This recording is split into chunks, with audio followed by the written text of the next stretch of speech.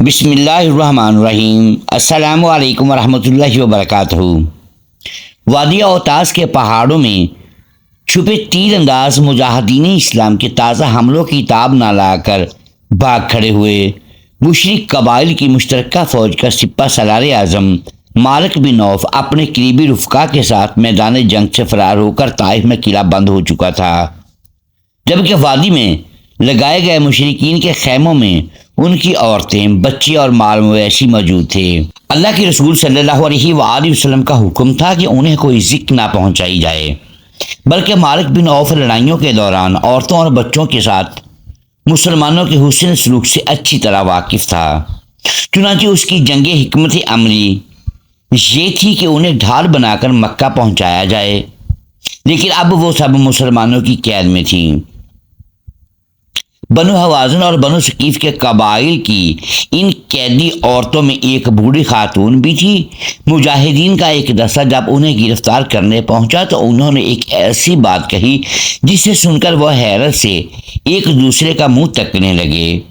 بوڑھی خاتون نے مجاہدین کے تجسس بھرے چہروں پر نظر ڈالی اور پورے اعتماد کے ساتھ اپنی بات دہرائی، میں تمہارے سپہ سالار اور اللہ کے نبی صلی اللہ علیہ وآلہ وسلم کی بہن ہوں۔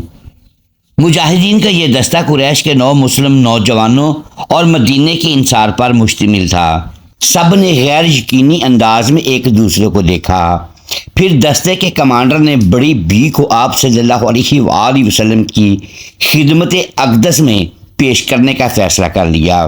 اللہ کے رسول صلی اللہ علیہ وآلہ وسلم جنگ کے اگلے مرحلے یعنی طائف سے متعلق حکمت عملی کے بارے میں اپنے رفقا سے مصروف گفتگو تھے کہ ایک صحابی رضی اللہ تعالی عنہ خیمے میں داخل ہوئے اور عرض کیا، یا رسول اللہ صلی اللہ علیہ وآلہ وسلم، جنگی قیدیوں میں موجود ایک بوڑھی عورت آپ صلی اللہ علیہ وآلہ وسلم کی بہن ہونے کا دعویٰ کر رہی ہیں۔ چونکہ حضور صلی اللہ علیہ وآلہ وسلم کا کوئی بھائی تھا اور نہ ہی بہن، اس لیے سب حیران تھے کہ یہ کون عورت ہے جو بہن ہونے کا دعویٰ کر رہی ہے۔ اللہ کے رسول صلی اللہ علیہ وآلہ وسلم نے فرمایا، اس خاتون کو اندر لایا جائے۔ خاتون خیمے میں داخل ہوئی، آپ صلی اللہ علیہ وآلہ وسلم کی جانب محبت بھرے انداز میں دیکھتے ہوئے پرجوش لہجے میں بولی، اے اللہ کے رسول صلی اللہ علیہ وآلہ وسلم، میں آپ کی بہن شیمہ بنت حارث ہوں۔ آپ صلی اللہ علیہ وآلہ وسلم نے ماضی کی یادیں ٹٹولتے ہوئے فرمایا، ہاں، بنی سعد میں میری ایک بہن کا نام شیمہ تھا۔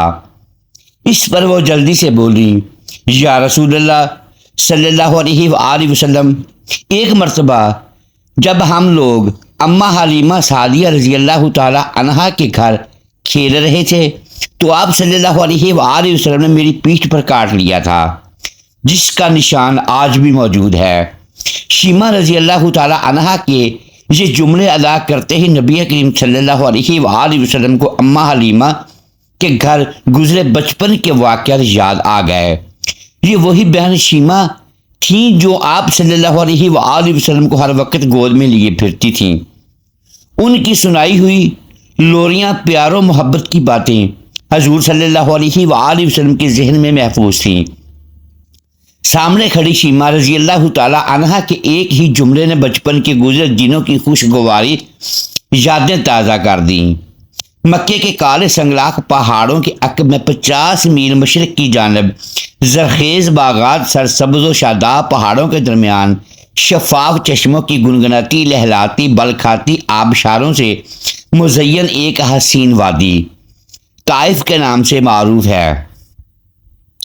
یہاں اور اس کے اطراف عرب کے 2 قبائل آباد تھے، ایک بنو ثقیف اور دوسرا بنو حوازن۔ یہ دونوں قبائل نہایت طاقتور، بہادر اور جنگجو تھے۔ ان قبائل کی ایک خاص بات ان کا فصاحت و بلاغت میں دیگر قبائل سے ممتاز ہونا بھی تھا۔ یہ لوگ نہ صرف خالص عربی زبان بولتے بلکہ الفاظ کے تلفظ، ادائی اور انداز بیان کی حفاظت بھی کرتے تھے۔ چنانچہ شہر کے رؤساء اور شرفاء اپنے نومولود بچوں کو ان قبائل کی عورتوں کے حوالے کر دیا کرتے۔ تاکہ رضاعت کے دنوں میں بچے کھلی آب و ہوا اور خالص ماحول میں بہترین جسمانی تربیت کے ساتھ فصیح و بلیغ عربی زبان بھی سیکھ لیں، جیسا کہ خود آپ صلی اللہ علیہ وآلہ وسلم کا ارشاد مبارک ہے کہ میں تم سب میں سے فصیح تر ہوں، کیونکہ میں قریش کے خاندان سے ہوں اور میری زبان بنی سعد بن بکر کی زبان ہے، جو عرب کے فصحاء مشہور تھے۔ بنی سعد قبیلہ حوازن کی ایک شاخ ہے۔ آپ صلی اللہ علیہ وآلہ وسلم نے اپنی رضاعت کے 5 سال بنی سعد میں اماں حلیمہ سعدیہ رضی اللہ تعالی عنہا کے گھر گزارے، جہاں حضور صلی اللہ علیہ وآلہ وسلم کے 4 بہن بھائی موجود تھے، جن کے نام عبداللہ، انیہ، حذیفہ اور حذافہ شیمہ تھے۔ حذافہ جو تاریخ میں شیمہ کے نام سے مشہور ہیں، رسول اللہ صلی اللہ علیہ وآلہ وسلم سے 7 یا 8 سال بڑی تھیں۔ شیمہ عربی میں بلند مرتبے والی کو کہتے ہیں۔ شیمہ کے والد کا نام حارث رضی اللہ تعالی عنہ بن عبدالعزیٰ اور والدہ کا نام حلیمہ رضی اللہ تعالی عنہ بنت ابی ذؤیب الزادیہ ہے۔ اماں حلیمہ رضی اللہ تعالی عنہ کے صاحبزادے عبداللہ رضی اللہ تعالی عنہ آپ صلی اللہ علیہ وآلہ وسلم سے چند ماہ بڑے تھے۔ رسول اللہ صلی اللہ علیہ وآلہ وسلم کے اپنے تو کوئی بھائی بہن نہیں تھے، اماں حلیمہ کے بچے ہی ان کے رضاعی بہن بھائی تھے۔ بچپن کے نہایت قیمتی اور انمول سال آپ صلی اللہ علیہ وآلہ وسلم نے ان بچوں ہی کے ساتھ گزارے، جہاں حضرت شیمہ رضی اللہ تعالی عنہا نے اپنی محبتوں کے تمام پھول اپنے رضاعی بھائی پر نچھاور کر دیے۔ علامہ حافظ ابن حجر رحمۃ اللہ علیہ اپنی مشہور تصنیف الثباتہ میں تحریر کرتے ہیں کہ شیمہ آپ صلی اللہ علیہ وآلہ وسلم کو ہر وقت گود میں لیے رہتی اور لوریاں دے کر سلاتی۔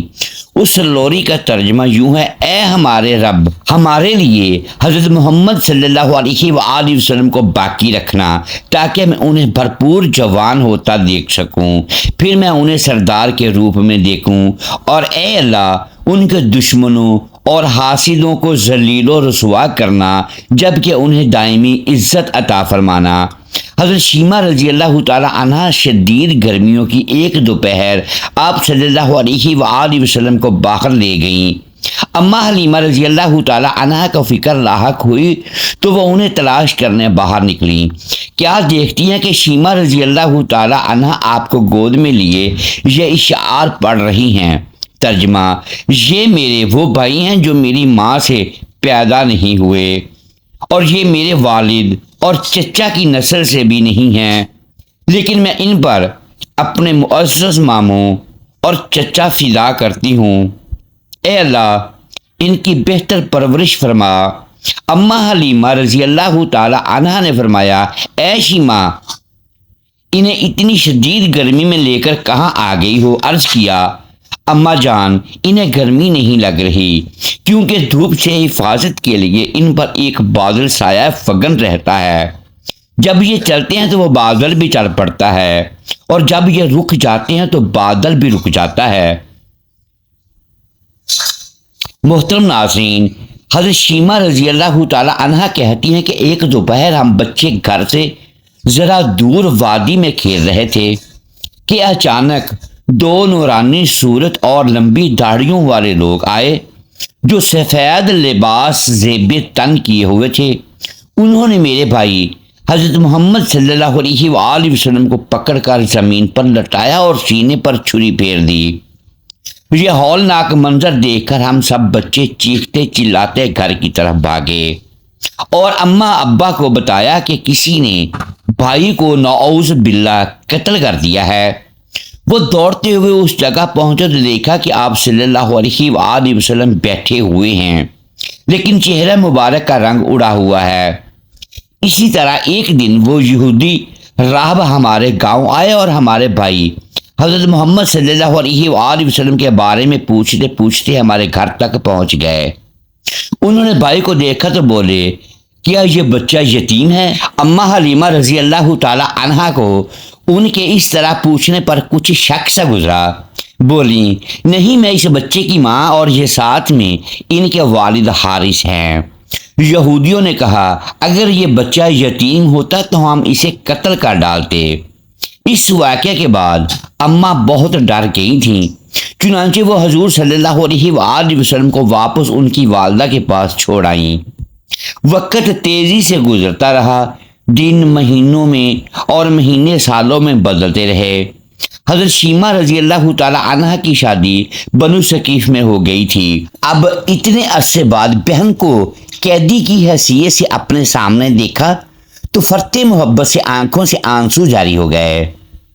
بہن کے استقبال کے لیے اٹھے، اپنی چادر زمین پر بچھائی اور انہیں اپنے پاس بٹھا لیا۔ ناظرین گرامی، صحابہ اکرام رضی اللہ تعالی عنہ کے لیے بہن بھائی کی محبت کا یہ منظر نہایت حیران کن تھا۔ دونوں دیر تک بچپن کی یادیں تازہ کرتے رہے۔ پھر آپ صلی اللہ علیہ وآلہ وسلم نے بہت سا مال، چند اونٹ اور دیگر مویشی عنایت فرماتے ہوئے پیشکش کی کہ اگر وہ چاہیں تو مدینہ ہی میں رہیں، لیکن انہوں نے اپنے گھر جانے کی خواہش کا اظہار کیا، جس پر انہیں نہایت عزت و احترام کے ساتھ چند محافظوں کے ساتھ ان کے گھر روانہ کر دیا۔ بعد ازاں آپ صلی اللہ علیہ وآلہ وسلم نے غزوہ حنین کے دوران گرفتار کیے گئے بنو حوازن کے تمام 6000 قیدی رہا فرما دیے اور ان کا مال وغیرہ بھی واپس کر دیا۔ محترم ناظرین، امید ہے آج کی یہ ویڈیو آپ کو پسند آئی ہوگی۔ ناظرین گرامی، اگر اس ویڈیو میں الفاظ کی درستگی دانستہ یا دیدہ دانستہ درست نہیں کر پائے تو ہم آپ سے معذرت خواہ ہیں اور اللہ کی حضور معافی کے طلبگار ہیں۔ ناظرین گرامی، ویڈیو کو لائک کیجئے، چینل کو سبسکرائب کیجئے اور بیل آئیکن پریس کر دیں تاکہ ہر نئی آنے والی ویڈیو آپ تک بروقت پہنچ سکے اور ہماری حوصلہ افزائی ہوتی رہے۔ اگلی ویڈیو تک کے لیے اجازت دیجیے گا۔ شکریہ۔ اللہ حافظ۔